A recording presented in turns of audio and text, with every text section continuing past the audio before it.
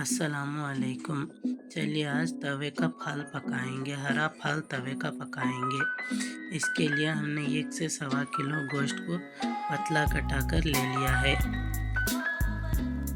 और उसे अच्छी तरह से धोकर रख लेंगे हम। मसालों में हरा धनिया, अदरक, लहसुन, हरी मिर्च, 3 प्याज, मीडियम साइज़ के 3 प्याज और 1 चम्मच काली मिर्च का ले लेंगे। अब हमारे गोश्त को एक जो मसाला कूटने का आता है ना पत्थर, उससे अच्छी तरह से हम गोश्त को कूट लेंगे, क्योंकि इस तरह से कूटने से तवे पर डालेंगे तो अच्छी तरह से गलेगा हमारा गोश्त।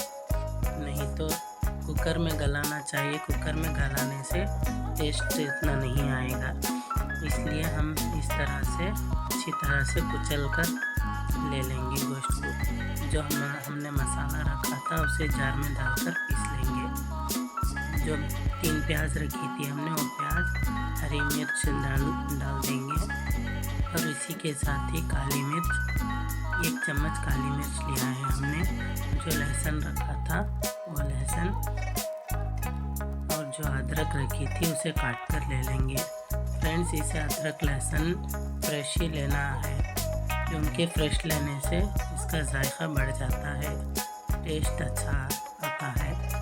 हमने अदरक को काटकर जार में डाल दिया है। अब इसी के साथ हम जो धनिया रखा था उसे अच्छी तरह से धोकर जार में डाल देंगे।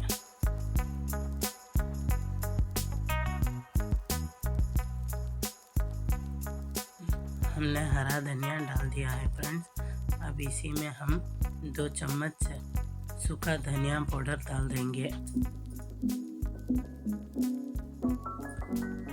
आधा चम्मच हल्दी पाउडर डालेंगे,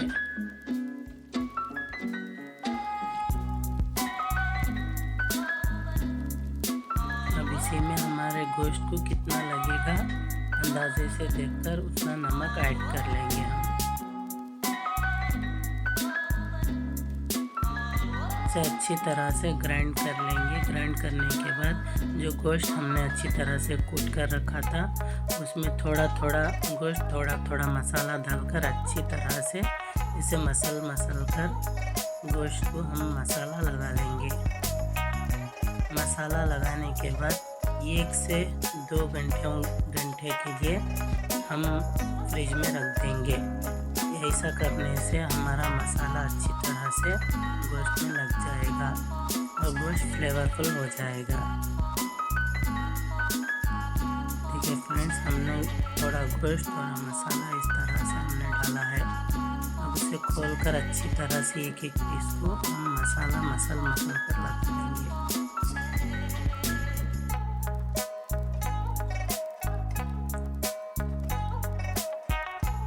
गोश्त को मसाला लगाकर रखने के बाद हम चूल्हे पर तवा रख देंगे। तवा गर्म होने के बाद हम उसमें थोड़ा तेल डालेंगे। तेल डालने के बाद हमने 1 से 2 घंटे टाइम गोश्त को फ्रिज में रखा था। इसके बाद हम ये गोश्त तल रहे हैं। अब इस गोश्त को हम फ्राई कर लेंगे।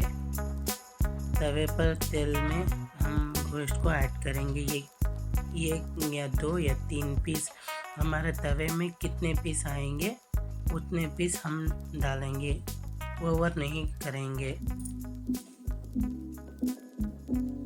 हमारे तवे में 3 पीस आएंगे फ्रेंड्स, हमने 3 पीस डाल दिया है।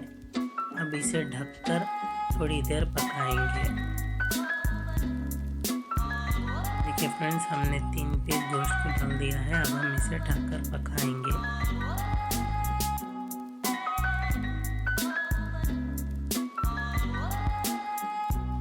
थोड़ी देर ढककर पकाने के बाद हम इसके ऊपर की प्लेट हटाएंगे और इसे पलट कर डालेंगे दूसरी तरफ से सिकने के लिए।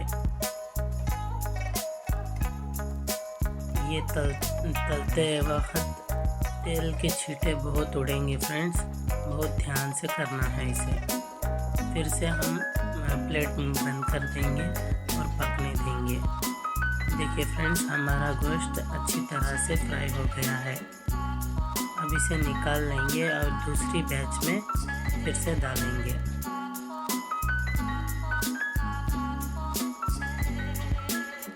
इस तरह से हमारा गोश्त को पकना चाहिए। इसे हमने कुचल लिया है ना, इसलिए ये अच्छी तरह से गल जाएगा। हमने दूसरी बार भी 2 पीस डाल दिया है। इसी तरह से 2 या 3 पीस डालकर हम सारे गोश्त को तल लेंगे, फ्राई कर लेंगे। इसे भी ढककर पका लेंगे।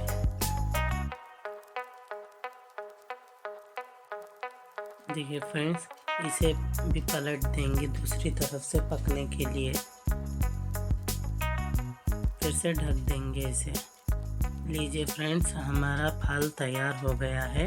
अब हम इसमें प्लेट में काट लेंगे। फ्रेंड्स, हमारे चैनल को लाइक और सब्सक्राइब कर दीजिए प्लीज़।